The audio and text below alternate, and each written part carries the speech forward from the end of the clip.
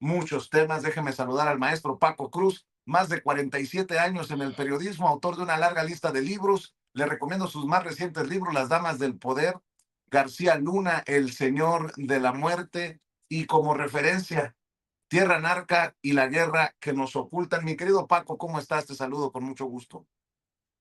Vicente, ¿cómo estás? Jaime, Norman, buenos días. Vicente, fíjate, todos los temas que trataste ahora mismo en la mañana o desde la mañana debían estar en primera plana. Pero mira, primero Verástegui y el Canal 11 y la defensa torpe que hace la Defensoría de las Audiencias. Yo me pregunto si cada entrevista que hacen a Canal 11 y Canal 14 pasan primero por esta defensoría de las audiencias, de Defensoría de la Audiencia de Canal 11, Defensoría de la Audiencia de Canal 14. Me pregunto si toda o cada entrevista que hacen la pasan antes con ellos, o seguramente van a decir que solo las delicadas. La verdad es que esa censura que hacen de Eduardo Verástegui deja mucho que desear de Canal 11, deja mucho que desear de Canal 14, y lo que hace es poner a Eduardo Verástegui en la palestra noticiosa. De hecho, le dan más voz a Eduardo Verástegui. Ellos sabían, Sabina Berman lo entrevistó, Sabina Berman y Canal 11 y Canal 14 saben cómo es Eduardo Verástegui. No es una casualidad el tipo de respuestas que va a dar Eduardo Verástegui. Todo mundo conoce su pensamiento de ultraconservador. Todo mundo sabe que transgrede el carácter laico del Estado. Todo mundo conoce lo que va a responder en torno a Dios, a la familia, a las mujeres. Entonces yo digo, si no le vas a dar voz, ¿para qué lo entrevistas? ¿Para qué hacen pasar eso a Sabina Berman? No lo merece. Sabina Berman es una mujer que le ha dado voz a todo mundo. Yo estoy convencido, porque además la conozco, me ha entrevistado. A ti te ha entrevistado, Vicente, es tu amiga, ¿va? La conoces bastante bien. Y claro, censurar una entrevista con un personaje de la ultra extrema derecha, vaya, para ser exagerado, porque así es. La verdad es que atrás quedan personajes como Serrano Limón, los Abalcás Carranza, Aranda, todos los grandes, o quiero decir grandes nada más de conocidos, no porque sean grandes, ultraderechistas de este país. Atrás queda el Yunque, la Iglesia Católica. La verdad es que ya sabían, si tú entrevistas a Verástegui, que lo vas a entrevistar al rato, por cierto, más o menos por ahí, filo de las 11 de la mañana, todo el mundo sabe que va a responder Eduardo Verástegui, todo el mundo sabe lo que va a decir. Personajes como Santiago Abascal, Lech Walesa, Bolsonaro, Steve Bannon, Javier Milei, Donald Trump, todo el mundo sabe que van a responder. No es una cuestión de Eduardo Verástegui, es un pensamiento ultra mega conservador. Así que yo digo, si no vas a pasar su entrevista al aire, porque atenta contra los valores de las mujeres, contra los valores de la familia mexicana, ¿para qué lo entrevistas? Entonces que pongan en su pizarra una lista con personajes vetados por la televisión del Estado mexicano. Me parece que es una gran tontería lo que hicieron estas defensorías de las audiencias de Canal 11 y Canal 14, porque además le han dado más voz. Debían verdaderamente, debía causarnos estupor esta censura. ¿Por qué? Porque lo han hecho aparecer como un santo, le han dado ellos mismos mayor voz de la que debía tener. Vicente, es una vergüenza verdaderamente. Todos lo conocemos. Sí, a ti te extrañaría una respuesta de Eduardo Verástegui, estoy seguro que no, Vicente, y si buscaste la entrevista es porque sabes lo que te va a contestar, conoces el pensamiento de Eduardo Verástegui, lo hemos leído por años. Es verdaderamente, es una mezcla de Opus Dei, una mezcla de Juncker, una mezcla de de todos los sacerdotes ultraconservadores de este país. Y no, Verástegui, y no se tratará de promoverlo, Paco, sino de exhibirlo, bueno, porque además hay que decirlo, hay miles de personas, no sé cuántas, pero el propio presidente, la propia presidenta lo han admitido, miles de personas que piensan como él. Pues hay que exhibirlos, precisamente por eso. Pero bueno, perdón. no, Vicente, es que es eso, como si en este país no tuviéramos personajes como él. Yo te decía, tenemos al Yunque, a los tecos, tenemos a obispos, a cardenales ultraderechistas, protectores de pederastas, y les dan voz, les han dado voz.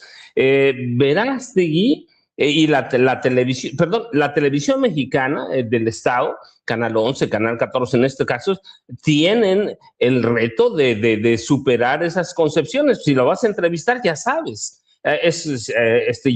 Yo dudo que cada entrevista que hagan a personajes como Sabina Berman primero la pasen a, por, por defensa de las audiencias, la pasen primero a estos grupos de defensores de las audiencias. Verdaderamente es una vergüenza, es una pena que hagan pasar por esto a Sabina Berman, que además es una gran entrevistadora.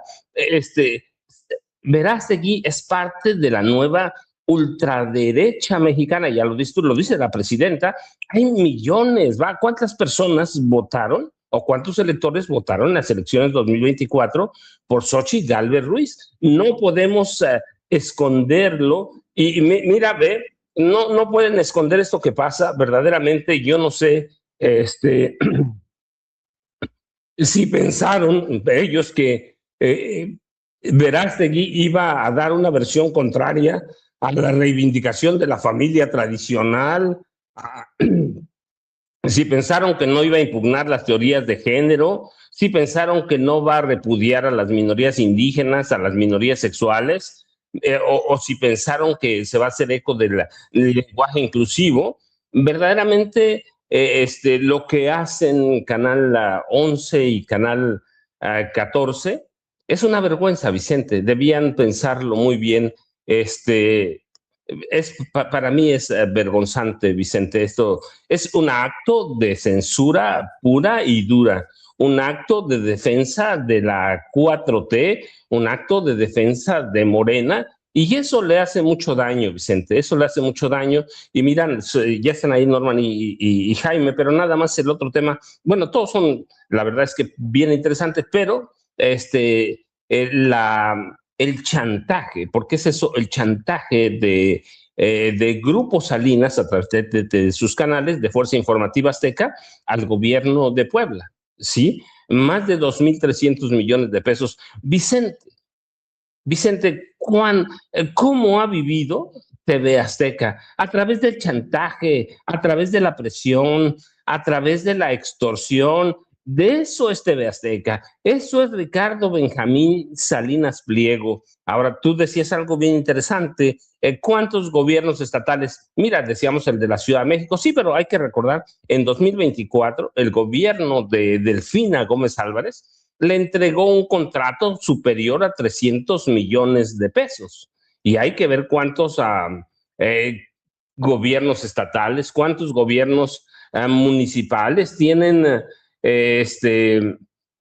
tienen contratos con Fuerza Informativa Azteca o con otras empresas de Grupo Salinas. Sí, ya lo conocemos, sabemos quién es una vergüenza que le sigan dando contratos a Salinas Pliego cuando el tipo es un delincuente, es un evasor fiscal. No lo decimos nosotros, la Suprema Corte de Justicia de la Nación ya lo declaró un evasor fiscal. A partir de este mes tiene que empezar a haber un acercamiento con él sobre cómo debe pagar, pero es un evasor fiscal, así que hay visos de que por lo menos 29 gobiernos estatales, y eso ya te dice que incluidos los de Morena, tienen algún tipo de contratos con con TV Azteca, otras empresas otras dependencias públicas como la SEP, Secretaría de Educación Pública, como Conaculta, que le han entregado recursos. Pero eso es la historia de Salinas Pliego, el chantaje y la extorsión. Y lo saben los gobiernos de Morena. ¿Por qué mantenerlo ahí? Yo digo, como lo dije en su momento en 2024, cuando la maestra Delfina Gómez, o el gobierno de la maestra Delfina Gómez Álvarez, le entregó un contrato, fueron, si no me equivoco, 338 millones de pesos. Yo digo, pues eso es un chantaje. Ese es comprar a TV Azteca para que no le pegara al gobierno de Delfina Gómez Álvarez. Hay que tener mucho cuidado, pero eso es la historia de TV Azteca, es la historia de Salinas Pliego, es la historia de ese grupo que nació para extorsionar Vicente, Norman y Jaime. Buenos días. Pues empezaste con todo, mi querido Paco Cruz. Déjame saludar al querido Jaime, por décadas corresponsal mexicano en el extranjero, corresponsal de guerra, fundador y conductor de su espacio en YouTube, que merece todo el respaldo también de esta audiencia diferente, inteligente. Hay que apoyarlo a las 2 de la tarde de lunes a viernes, tiempo de la Ciudad de México, no apto para cínicos, haciendo también la talacha y con un gran compromiso con la verdad del maestro Jaime Hernández. Hay que apoyarlo con los likes, con las suscripciones, con los superchats ahí en No Apto para Cínicos. Mi querido Jaime, buenos días, ¿cómo estás? Muy buenos días, queridos amigos. Adelante, camaradas. Oye, pues tú dime por dónde, porque hay un chorro de cosas para pensar, ¿no? Por ejemplo, estaba viendo que están promoviendo en redes que han revocado más de 100,000 visas en Estados Unidos y y muchos miembros de la oposición, que si la lista de cuántos políticos mexicanos para que les revoque la visa a Donald Trump, 100,000 visas han revocado y México no está en el tope de la lista de revocaciones. Y bueno, otra de las cosas que salen y que tenemos que analizar, Jaime, es que está definido que el cruce de fentanilo, el tráfico de fentanilo de México hacia Estados Unidos ha caído en un año más de la mitad. Las muertes de fentanilo también han disminuido 40%. Y bueno, por cierto, a mí me sorprende mucho que Ronald Johnson, el embajador de Estados Unidos en México, la presidenta dijo, no estuvo ahí en la llamada, pero sí se aplaude a sí mismo en redes sociales diciendo que fue puente para la productiva llamada entre la presidenta Claudia Sheinbaum Pardo y el presidente de Estados Unidos, Donald Trump. Más alucinante que algunos en los medios, los de siempre, ¿no? Los que criticamos aquí, digan, a los 15 minutos le colgó la llamada. Si hubiera sido una pinche llamada de mediodía, también hubieran dicho, les hubiera sacado salpullido, mi querido Jaime. Vámonos con todo. Sí, y yo creo que aquí lo que ocurre es como, si me lo permiten, jugar con la analogía de los ciegos que están tratando de descifrar qué es lo que tienen frente a sí. Y lo que tienen frente a sí es un elefante. Es la famosa fábula de los 7 ciegos, ¿no? Que dicen que cuando les pregunta qué tienen frente a sí y los 7 van tocando la trompa, una pata, un rabo, el lomo, y cada quien da la explicación que se le viene encima. Así están muchos analistas, así están muchos explicadores, incluido el embajador. Porque, a ver, para empezar, no intervino para nada Ronald Johnson en este llamada telefónica, fue directamente el secretario de Relaciones Exteriores y Marco Rubio. Y número 2, a mí me llama poderosamente la atención que en este mensaje la frase que utiliza Ronald Johnson es, dice, tras un año de relación más cooperativa y mutuamente beneficiosa de las últimas décadas, y aquí viene la parte, aún queda mucho por hacer. Ese aún queda mucho para hacer, la utiliza el embajador para protegerse a sí mismo de las furias de su jefe Donald Trump, porque aún queda mucho para hacer, se ha convertido en el latiguillo de la administración Trump para exigirle cada vez más a México. ¿Cuál es el problema? El problema es que efectivamente, conforme se acerquen las elecciones de medio término en noviembre próximo, Trump va a enloquecer, se va a desquiciar cada vez más. ¿Por qué? Porque las cosas no pintan bien, los republicanos pueden perder el control de la Cámara de Representantes y del Senado. Y en ese lance, con el fin de evitar a toda costa que le arrebaten las 2 cámaras, porque sabe que lo pueden enjuiciar políticamente, Trump va a presionar a todo mundo, va a amenazar con bombardear los carteles. Y hay un elemento adicional que quizá no está viendo mucha gente. Efectivamente, el día de ayer, durante la conversación telefónica que mantuvo con la presidenta de apenas 15 minutos, se estaba fraguando, se estaba cocinando en Irán un bombardeo. Ustedes saben que en el curso de los últimos meses, el servicio de inteligencia israelí Mossad, el ejército de Estados Unidos, el Pentágono, en colaboración, por cierto, con Elon Musk, han estado suministrando señal satelital a no solamente al Mossad, sino a miembros de la oposición, y todas estas manifestaciones que han causado varias muertes, las cifras bailan entre 500 y 2000, pues era el pretexto para que Donald Trump ordenara un bombardeo de Irán, definitivo. Eso es lo que se estaba cocinando en el momento en que Trump estaba a punto, bueno, estaba hablando con la presidenta de México. ¿Qué es lo que ocurrió? Que el famoso bombardeo, no digo que se haya desactivado contra Irán, pero lo que ocurrió es que en el último momento Irán consiguió bloquear la señal de todos los satélites que Starlink de Elon Musk había puesto al servicio del Pentágono. Yo creo, la versión que se maneja es que China y Rusia ayudaron a Irán a bloquear esas señales y además los hackers iraníes consiguieron hackear la red del Mossad y expusieron a todos los agentes que estaban operando en Irán. De tal suerte que Irán consiguió sofocar las protestas, detener a toda la red del Mossad, frenar este trabajo que estaba haciendo Elon Musk junto con el Pentágono, y por eso estaba tan ocupado Donald Trump, porque estaba a punto de bombardear Irán. Acuérdense que Donald Trump y Benjamín Netanyahu pasaron el fin de año juntos, y en ese fin de año pactaron no solamente el secuestro de Nicolás Maduro, sino también el bombardeo a Irán. Entonces, es muy interesante lo que está pasando. Y hay un elemento también adicional que tampoco hay que dejar de lado. Hoy el Reforma publica en primera plana que existen voces cada vez más preocupadas en el entorno de Claudia Sheinbaum, en el sentido de que les preocupa que Donald Trump siga descontento con la actuación de México y que vaya a pedir más.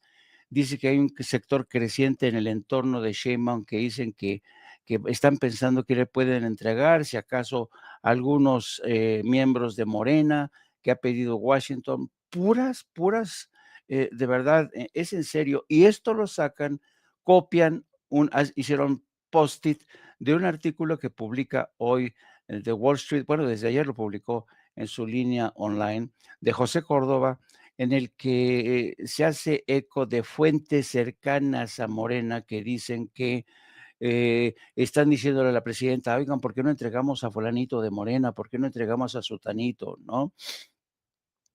Y entonces están magnificando un debate que hay en el interior. Mire, este es el titular que ofrece Morena, digo, que ofrece el Wall Street Journal para hablar de estas supuestas desavenencias en el entorno de Claudia Sheinbaum que están presionando cada vez más dentro del entorno de Claudia Sheinbaum para entregar cabezas de Morena. Esto es falso, completamente falso.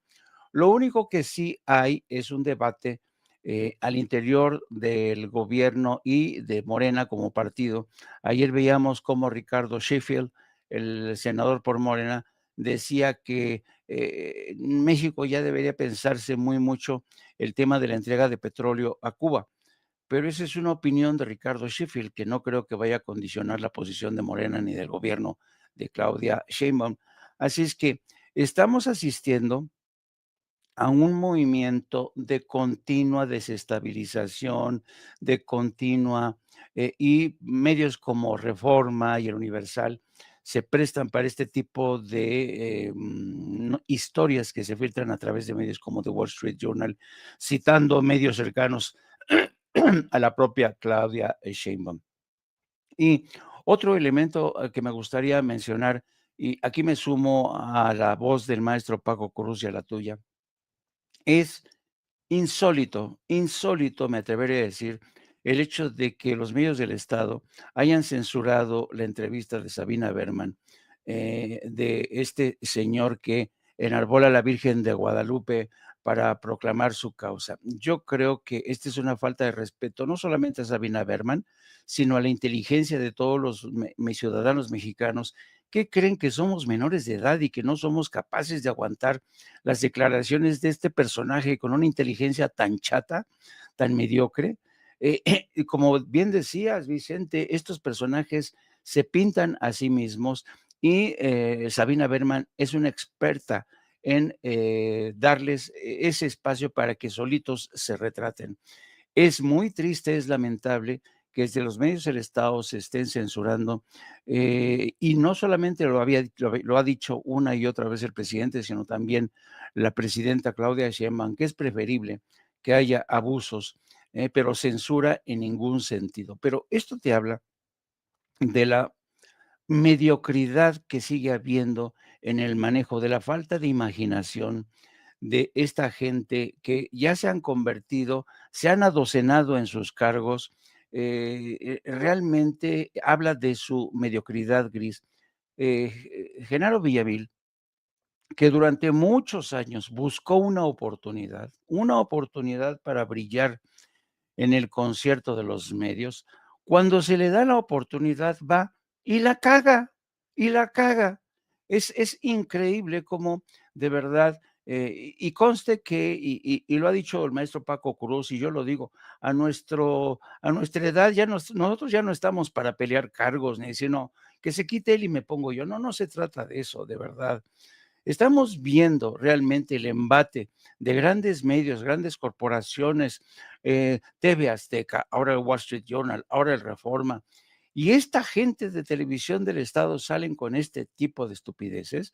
A mí, francamente, es deplorable lo que está ocurriendo con los medios que controlan el Estado.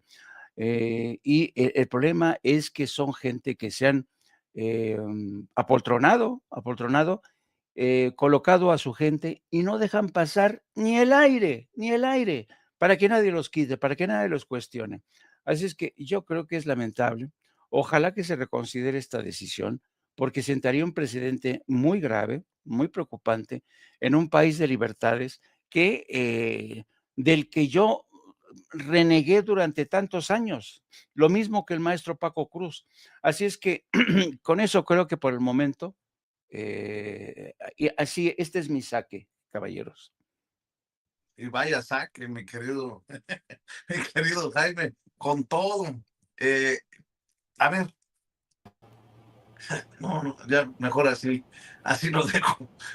A ver, vamos a ver y escuchar para saludar al maestro Norman Pearl. También recuerde que Norman, Paco y Jaime lo esperan de 7 a 9, todos los días de 7 a 9 de la noche en Norman Pearl TV, en el que yo he denominado el duelo de bastonazos, y lo digo con mucho cariño, con mucho cotorreo con los maestros, porque luego muchos en el chat se rasgan las vestiduras. Claro que es pitorreo entre los maestros y su servidor, el duelo de bastonazos, de 7 a 9 de la noche con Norman Pearl, en Norman Pearl TV, con el maestro Paco y el maestro Jaime.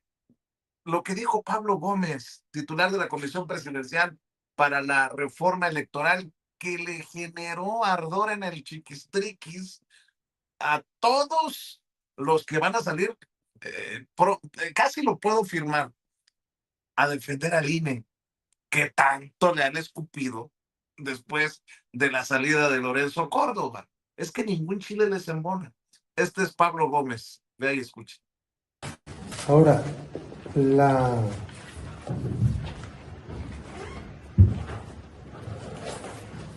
el aparato administrativo y judicial electoral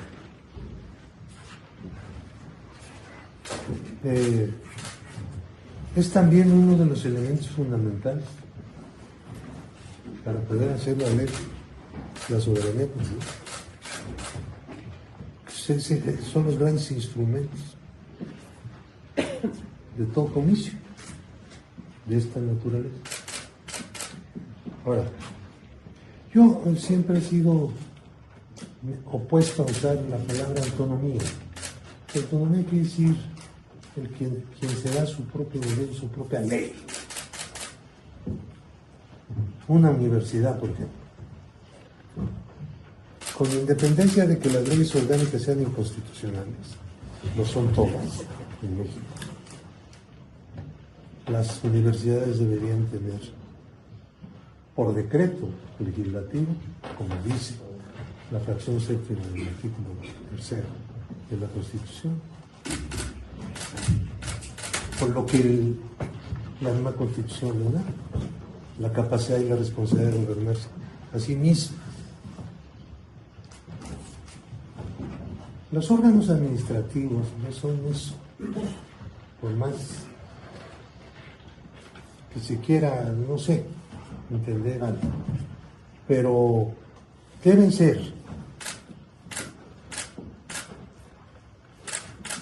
tener plena independencia en sus resoluciones,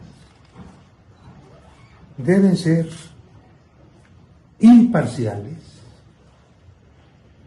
deben observar la legalidad y la certeza. Son muchas cosas. Yo siempre he dicho yo empecé en esto desde la Comisión Federal Electoral. Así que he visto pasar mucha agua debajo de esos puentes. Mucha. Yo siempre he dicho que la idea de que los partidos no tuvieran representantes con voto de los órganos electorales pues era el eje de todo. Sin embargo, siguieron teniendo años y años. Estas declaraciones de Pablo Gómez han generado mucho problema en la oposición. Manuel López San Martín, por ejemplo, la mascotita de Ricardo Salinas Pliega, ¡fuera máscaras! Pablo Gómez afirma que un órgano administrativo como el INE no puede ser autónomo. La reforma electoral de la 4T es un riesgo para la democracia. Dijo Pablo Gómez, no puede ser autónomo, pero debe tener independencia en sus resoluciones. Eso para arrancar, mi querido Norman Pearl. Vicente, Paco, Jaime y toda la audiencia. Bueno, hay que reconocer que hay cierta confusión, ¿no? Con el planteamiento de Pablo Gómez, porque cuando tú hablas de autonomía, pues tienes que pensar en una independencia total. Cuando él plantea, y lo hace muy bien Pablo Gómez, va diferenciando hasta dónde puede llegar la autonomía de un ente, ¿no? Y yo creo que eso se tiene que aclarar de alguna manera, porque de otra forma, pues va a dar lugar a especulaciones, ¿no? Y aquí, o interpretaciones. Y la interpretación, pues es muy importante, porque la interpretación a veces define hasta conductas, ¿no? Fíjate que yo me quiero referir específicamente a lo que nos cuesta a nosotros, hablando ya de la reforma electoral, de lo que nos cuesta a los mexicanos tener un órgano o tener un proceso electoral. Por ejemplo, por año, este año, sin ir muy lejos, que no hay elecciones, le va a costar al pueblo de México 40,000 millones de pesos si se consideran los 7,700 millones que se entregarán a los partidos políticos nacionales para su gasto ordinario, no para campañas. Otros 7,000 millones que reciben los partidos a nivel estatal. El presupuesto del Instituto Nacional Electoral, 14,099 millones de pesos en 2026. El Tribunal Electoral del Poder Judicial de la Federación, que ejercerá 3,749 millones de pesos. Los 32 organismos públicos locales, los OPLES, los famosos OPLES que la presidenta plantea desaparecer, Los estados destinan alrededor de 10,000 millones de pesos. Y por último, los 32 tribunales electorales de los estados que cuestan alrededor de 2,400 millones de pesos. Creo que esta cantidad, este dinero, es más que suficiente para por lo menos hacer un análisis de lo que está pasando en el país en términos de costos. Sabemos perfectamente bien que en prácticamente el resto de los países del mundo el voto es muchísimo más barato que en México. Y nosotros tenemos que hacer lo posible, el gobierno lo está haciendo, por reducir estos costos. Fíjense que he estado viendo lo que llevamos del proceso electoral, y más que el proceso electoral, lo que llevamos de este proceso para determinar una reforma electoral, es muy interesante, sobre todo porque el gobierno decidió darle voz, que no voto, a una oposición compuesta fundamentalmente por ex funcionarios del INE, que ahora se quieren abrogar derechos como Leonardo Valdés y Lorenzo Córdoba Vianello a través de Somos México. Fíjense qué chistosos. Estos personajes que fueron parte de áreas o de institutos de carácter ciudadano, pues de repente se partidizaron. Ahora sí, como diría San Martín, se quitaron las máscaras y se volvieron parte de un partido político, en este caso del partido político que pretende establecer o registrar Claudio X González, jefe de toda la vida de estos personajes que alguna vez encabezaron el INE. Pero ellos se plantean la necesidad o se abrogan el derecho de decidir cómo será el nuevo INE, ¿no? Cómo será inclusive la reforma electoral, diciendo que tuvieron su oportunidad.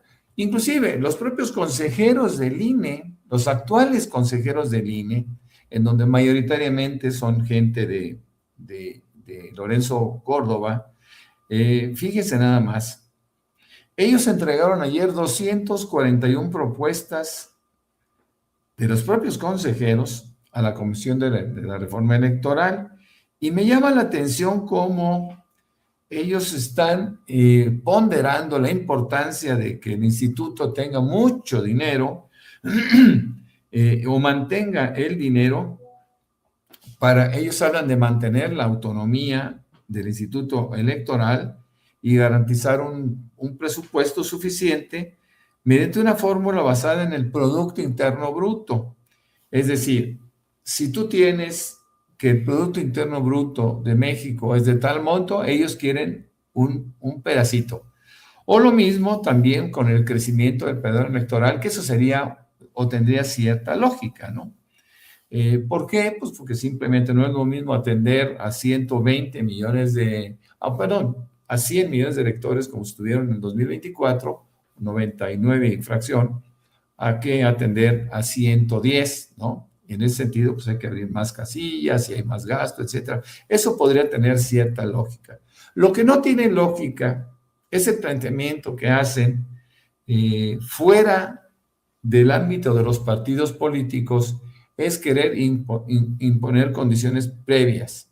No hay que olvidar que el pueblo de México tiene representantes populares y es la Cámara de Diputados quien habrá de votar y después la Cámara de Senadores para determinar en qué sentido irá la reforma electoral. Siempre hemos visto que los socios de Morena, el PT y el Verde son los que realmente van a complicar los acuerdos para esta reforma electoral y sin duda habrá concesiones para estos partidos que eventualmente beneficiará a los otros, ¿no? A los otros partidos pequeños como el PRI, como el Movimiento Ciudadano y el mismo PAN que cada día se empequeñece más. Creo que esta reforma electoral nos va a traer muchas sorpresas y entre otras habrá esos ajustes que demandan los socios porque sin ellos no podría ir. Sabemos también que en el Senado no se tiene una mayoría calificada y tendrán que acudir a negociar con Movimiento Ciudadano. Con respecto a lo que se platicaba al principio, que el maestro Paco fue tan enfático, pues sí es cierto, la pluralidad es necesaria. La gente debe conocer diferentes voces.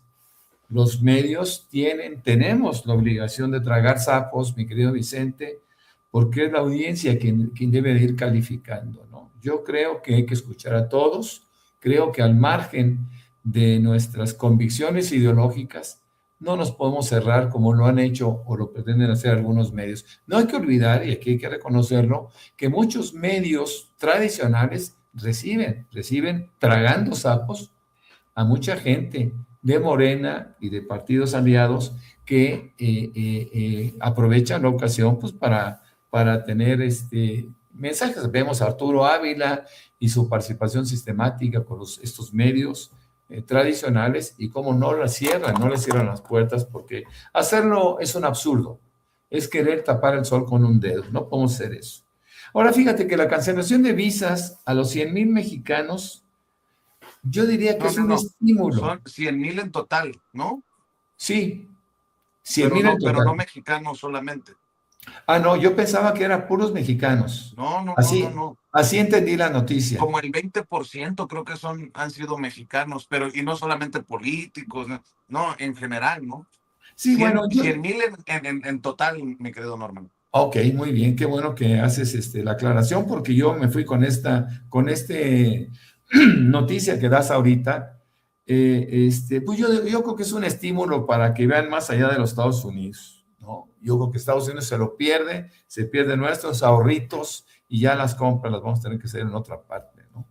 Fíjate que en Irán, y aquí voy a ser impopular, en Irán realmente existe pólvora suficiente para encender los ánimos de la población.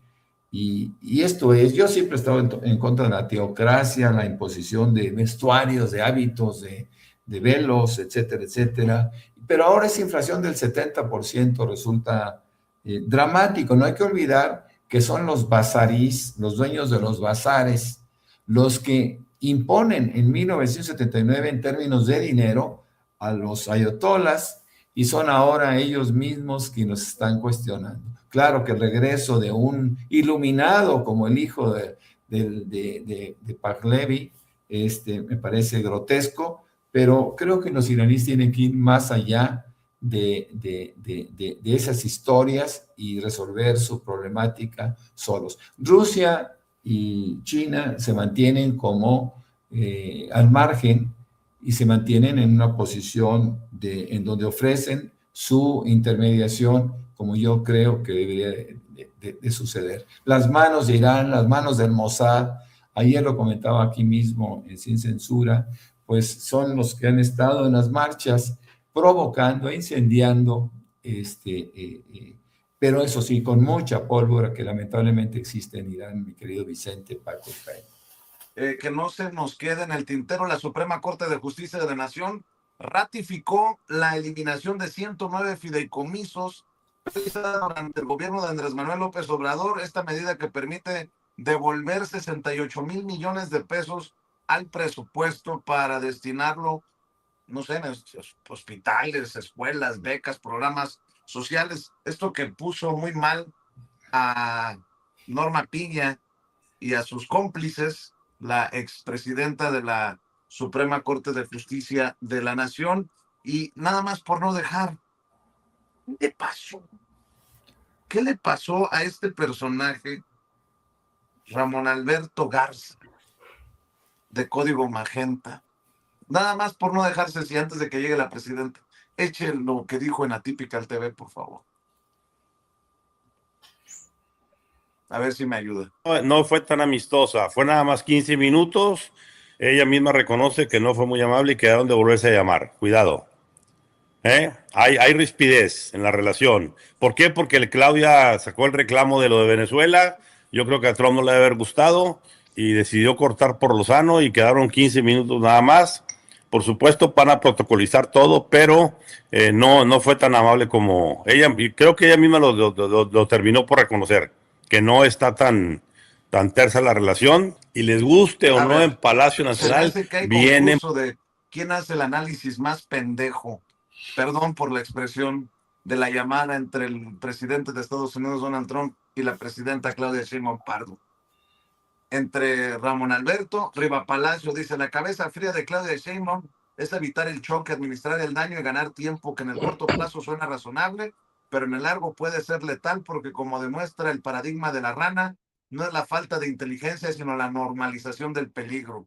Dolly Esteves desde Estados Unidos: Sheinbaum entró en pánico tras el ataque a Venezuela. Su gabinete, dividido sobre el tono de la respuesta a las amenazas de intervención de Trump, ordenó un reporte comparativo sobre la frecuencia con que ha mencionado a México en relación a Colombia, Groenlandia y Cuba, de acuerdo al New York Times. Salvador García Soto: la presidenta dice que 15 minutos de plática telefónica con Trump es una buena conversación. A Gustavo Petro, el presidente de Estados Unidos, le dedicó 1 hora y lo recibirá en la Casa Blanca. Sheinbaum sigue sin buscar un encuentro directo para el diálogo cara a cara. Se ve que la presión estadounidense sobre su gobierno es cada vez mayor y le está exigiendo capturas y entregas de capos de primer nivel y de narcopolíticos. Veremos si las acciones de su gobierno son tan contundentes contra el narcoterrorismo y la narcopolítica que privan el país, y hasta dónde alcanza la paciencia de Washington.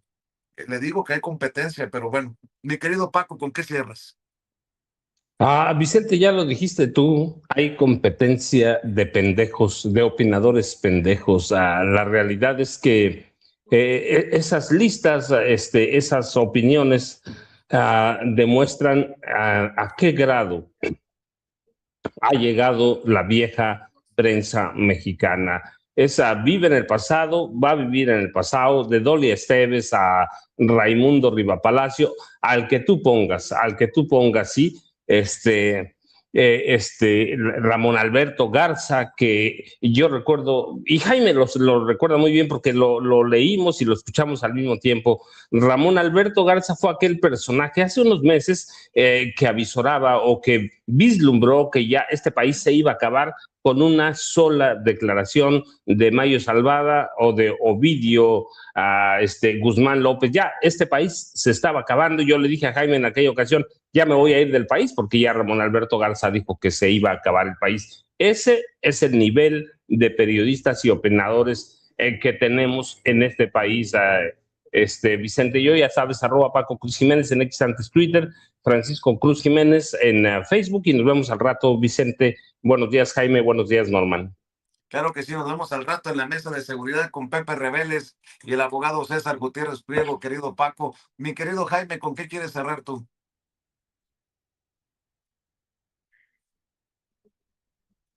A ver si activamos Perdón, el audio. Sí. les decía que hay que prepararnos, porque yo creo que vamos a ver si creen que hemos visto todo, prepárense, porque de aquí a noviembre próximo las cosas se van a calentar aún más. Yo insisto, la llamada de solo 15 minutos de la presidenta, y además ayer, bueno, el tema es, a veces yo me pregunto, ¿quién escucha a estas gentes? ¿Qué no escuchan lo que dijo ayer la presidenta? La presidenta dijo: las cosas incluso en las que no estamos de acuerdo, las tenemos que platicar. No es que, no, ella ya preveía esto. Y si fue solamente de 15, es posible que al presidente Trump le haya molestado el hecho de que a la presidenta no le haya dado el visto bueno a su invasión y secuestro de Maduro. ¿Pero qué esperaba? ¿Que la presidenta se convirtiera en su porrista? Pues no, no. Y estaba la presidenta para decirles: no estamos de acuerdo. Pero también operó esta fallida operación porque estaban preparando el terreno para bombardear Irán.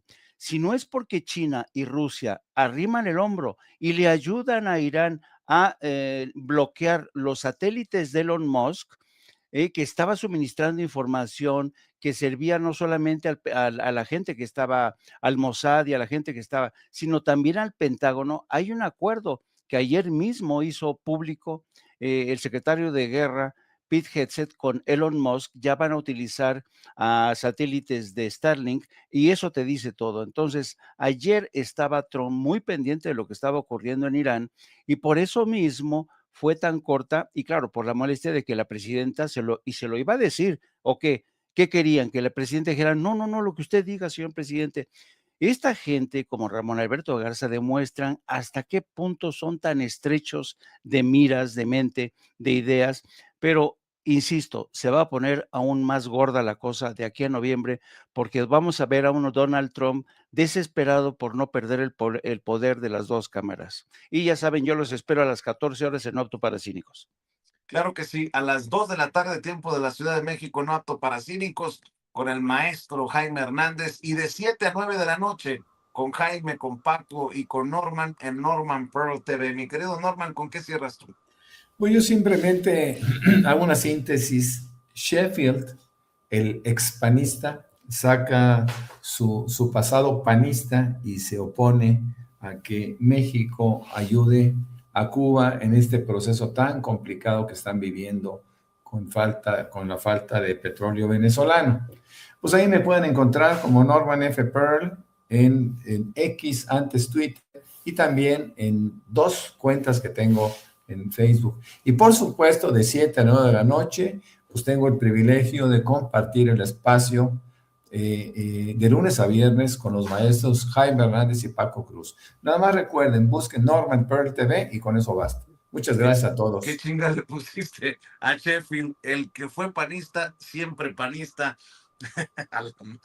Bueno, cerramos a tambor batiente esta mesa con los maestros, el maestro Norman Pearl, el maestro Paco Cruz, el maestro Jaime Hernández. Amor con amor se paga. Nos vemos a las 2 con Jaime y de 7 a 9 con los tres en esta mesa que se ha convertido en una de las favoritas para muchas personas durante la noche, de 7 a 9 de la noche, de lunes a viernes, y a las 2 de la tarde con el maestro Jaime Hernández, el no apto para cínico. Nos vamos al rato, Paco, en la mesa de seguridad con Sí, el seguro. abogado César Gutiérrez Priego y con Pepe Rebeles. Gracias, que pasen excelente día, Paco, Jaime, Norman. Y a usted que nos está viendo, le digo, algo pasa